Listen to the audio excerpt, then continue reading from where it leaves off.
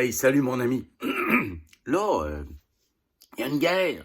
Man, on sort d'une pandémie mondiale, puis là, il y a une guerre.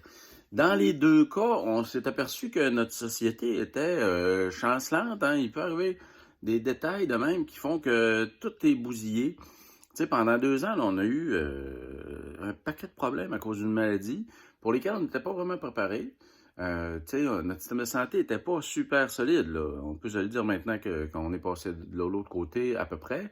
Notre système de santé est encore souffrant. Il va falloir qu'on y pense un peu puis qu'on investisse massivement dans cette direction-là pour se redonner un système de santé capable de de nous porter. Euh, Là, il y a une guerre. Il y a une guerre, puis l'un des belligérants, c'est la Russie, tu sais, qui a envahi l'Ukraine sauvagement. Puis là, on a décidé de couper les ponts avec la Russie. La seule affaire qu'ils peuvent encore exporter, c'est leur pétrole. Tu sais, c'est quand même fou, parce que c'est surtout avec ça qu'ils s'enrichissent. Fait que, tu sais, peut-être que ça serait le temps de trouver des solutions. Là, il y en a qui disent, ouais, mais on devrait leur vendre, nous autres, du pétrole. On devrait se dépêcher de produire plus de pétrole puis de gaz, puis les en vendre. Mais peut-être aussi qu'on pourrait accélérer la transition pour sortir du pétrole. Parce que si nous autres, on décide de produire plus de pétrole pour les en vendre, ben on va souiller des territoires encore plus grands dans l'Ouest canadien. Puis si on décide de produire plus de gaz de schiste puis de gaz de fracturation, ben on va émettre encore plus de méthane dans l'atmosphère parce qu'il y a toujours des fuites, puis on va souiller encore plus de nappes phréatiques, puis il va y avoir encore de plus grandes régions où le robinet va donner de l'eau qui peut prendre en feu. Ça fait que, tu sais, c'est pas des bonnes options de multiplier la production de pétrole. Là, ces jours-ci, il y a pas mal de constructeurs automobiles qui veulent se dépêcher d'aider la transition énergétique pour qu'on sorte du pétrole. Ça, je pense que c'est une maudite bonne idée, puis qu'on devrait participer à ça, tout le monde. On devrait tous essayer de voir par quels moyens on peut réduire notre consommation de pétrole puis de gaz, parce que la vente de pétrole puis de gaz donne du pouvoir à des fous furieux. Puis la vente de pétrole puis de gaz, même quand c'est pas des fous furieux qui nous vendent le pétrole puis le gaz, ben quand on le brûle, ben on contribue à un problème de changement climatique qui va continuer de nous amener des situations difficiles à gérer. Tu sais, là, on a géré une pandémie, là, on gère une guerre qui va peut-être être mondiale, tu sais, parce que là, il y a pas mal de pays qui donnent des armes à l'Ukraine. Euh, Puis après, ben, on va avoir encore les mêmes types de sécheresse, puis de feu, puis de déplacement de population massif à cause du changement climatique. Ça fait que peut-être qu'on devrait commencer à s'attabler avec le reste de la population de la planète pour se trouver des moyens de transformer notre économie en direction d'une planète qui va être plus capable de gérer ces crises-là au lieu d'être de moins en moins capable. Là, le pétrole, on le voit, là, si on en brûle plus, le GIEC vient de nous le dire, là, ça va être l'Armageddon permanent. On n'aura même pas besoin de se faire la guerre entre nous autres. C'est la température globale qui va nous faire la guerre.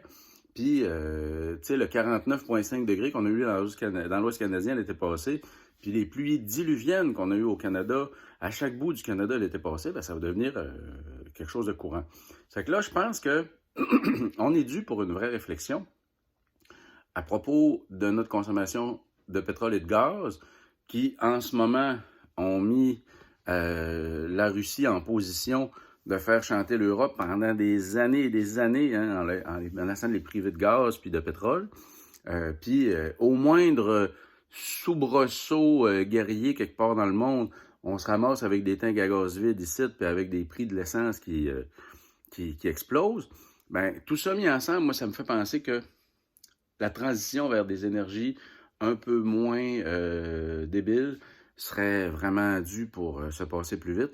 Puis tu sais, au lieu d'envoyer du gaz puis du pétrole à l'Europe, peut-être qu'on pourrait essayer de réfléchir à une manière de les aider à isoler leur maison. Tu sais, nous autres, on a une expertise là-dedans quand même. Puis on pourrait peut-être les aider dans cette direction-là, tu sais. Puis en ce moment, il y a une surcharge de plastique partout sur la planète. Puis peut-être qu'avec ce plastique-là, ben, il y aurait peut-être moyen de faire des isolants pour nos maisons. Tu sais, je sais qu'avec des bouteilles de plastique, ils sont capables de faire de la mousse isolante pour mettre dans le grenier de nos maisons. Ben, peut-être que le développement de tous les types d'isolants possibles qu'on peut faire avec ce qu'on a à portée de main déjà en abondance, ben peut-être que ça pourrait aider à ce que l'Europe ait un peu moins besoin du gaz, puis du pétrole, puis du charbon, dont la combustion est en train de scraper l'atmosphère. Puis si on le faisait partout sur la planète, puis si on donnait cette aide-là à tous les citoyens de la planète pour abandonner le pétrole, abandonner le gaz, abandonner le charbon, si on s'en faisait un projet commun planétaire, ben peut-être qu'on serait tout un peu gagnant parce que non seulement l'air serait plus pur, mais on serait un peu moins soumis à des aléas comme ceux auxquels on est soumis en ce moment, des aléas du côté du prix, puis des aléas géopolitiques comme ceux qu'on traverse, qui donnent beaucoup trop de pouvoir à des pays qui ont encore du pétrole. T'sais, on a permis à l'Arabie Saoudite toutes sortes de choses qu'on n'aurait pas permis à un autre pays simplement parce qu'ils fournissaient du pétrole. On est allé envahir l'Irak en 2003, ben pas nous autres, là, mais les Américains, essentiellement sur la base de mensonges pour aller prendre le contrôle sur les champs pétroliers qu'il y avait là-bas. Ben, peut-être qu'on n'aurait pas fait ça si on avait été capable de se passer de tout ce pétrole-là. Fait que je pense qu'on est dû là, pour y réfléchir comme il faut, puis pour se construire une résilience face aux événements un peu plus grande, pour être un peu moins vulnérable à des aléas comme ceux qu'on a traversés au cours des 3 dernières années.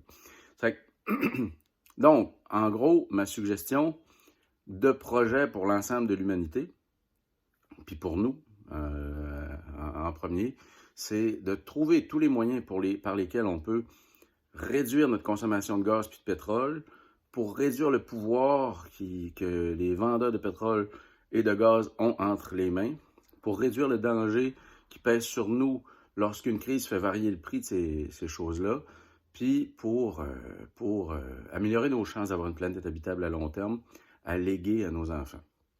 Puis, tu sais, de ce temps-ci, l'Europe est en train de le faire, Macron en parlait.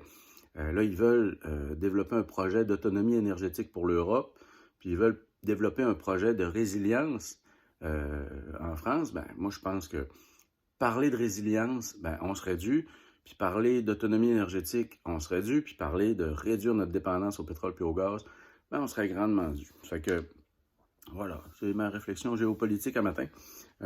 Les Russes vont moins nous tenir par les couilles, nous, puis le reste de la planète, si on arrête d'acheter le pétrole puis le gaz.